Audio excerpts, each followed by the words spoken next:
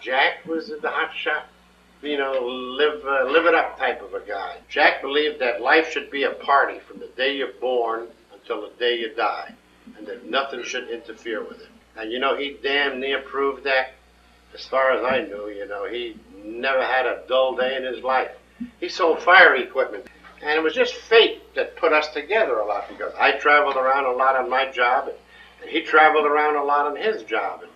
And his job, he would go into a city that was interested, I guess, in fire equipment, and then he would be there because it would take time to sell the city. You'd have to get in with the supervisors, the mayors, the aldermen, and politicians, and sometimes it would take him 6-8 months to sell a city some fire equipment.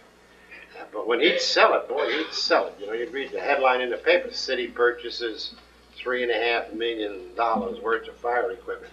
I don't know too much about salesmen or selling. I know they work on commissions. I have no idea what the hell a commission, on $3.5 million would be.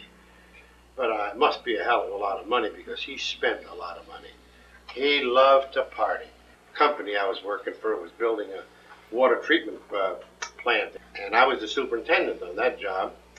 And I had a crew down there working, and I run into Jack. Jack was there at the same time trying to sell the city of Chillicothe some fire equipment. So over the 3 or 4 months that we were there, we saw each other just about every night, because we all hung out in the same place called the Palms. The thing I remember so much about Jack was one Saturday night, we were sitting in the Palms, and it was raining and foggy and miserable out, and none of the girls came out that night. It was just a lousy-ass night, Not even regular customers came in the saloon, just about us 6 guys that were always hanging out in there. And I was sitting, I'll never forget it, on a shuffle alley up against the wall like that, talking to another guy, drinking something. There was 3 guys at the bar. Jack was down at this end of the bar, all dappered up, He always a good stylish dressing. And there was 2 guys who none of us knew down at that end of the bar.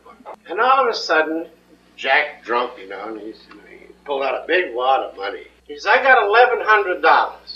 Does anybody want to go to Hawaii? And we sort of smiled.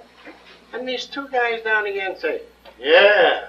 And they got up, and Jack got up, and the 3 of them walked right out the door. We thought it was just a joke. They got in a cab, and they went to Chicago and went through to Hawaii. Just like that, as though Honolulu was across the street, Oh, of course, we heard from Jack Monday, sending telegrams and phone, send me money, I'll be back, I can't get all that kind of. But that's how he was. But Jack was the guy that introduced me to drying out places.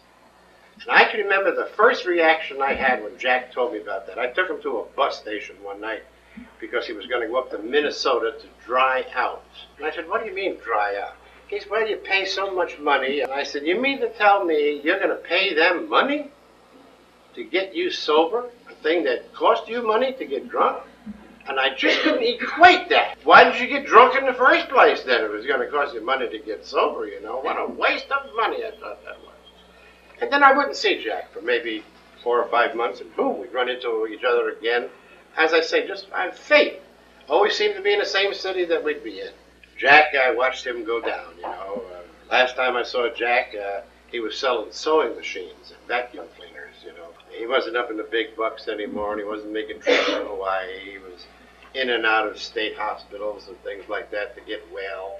And so here was a guy who 60% of his life, actually, let me tell you how much money this guy could make. He told me once I saw him, I was in a VA hospital the same time he was in there. And he had a work pass.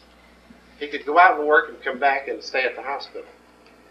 And he was on a neuropsychiatric section. They let you do that, which is a fancy name for where they kept the alcoholics. And he was selling Bibles. And I thought that was ridiculous. What the hell do you mean selling Bibles? He says, the best scam I've ever had in my life. So he showed me one of them. And when I first looked at it, it looked like it was worth $500. Gold leaf, big imitation leather and all, colored pages, geez. All imitation, though. If you opened it twice, it would have fallen apart, the whole goddamn. But it looked good. And I said, how the hell can you make any money on that? He says, simple. So he told me. He said, you go, in Chicago, they got big apartment houses. He says, you go first to the Catholic Church.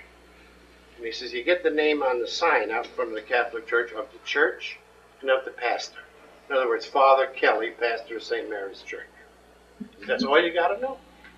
is then you go to these apartment houses where there's 200 families in an apartment house. Is you look at the bells. You look at all the names that sound like they're Catholics, Irish. He said he had a little card all prepared.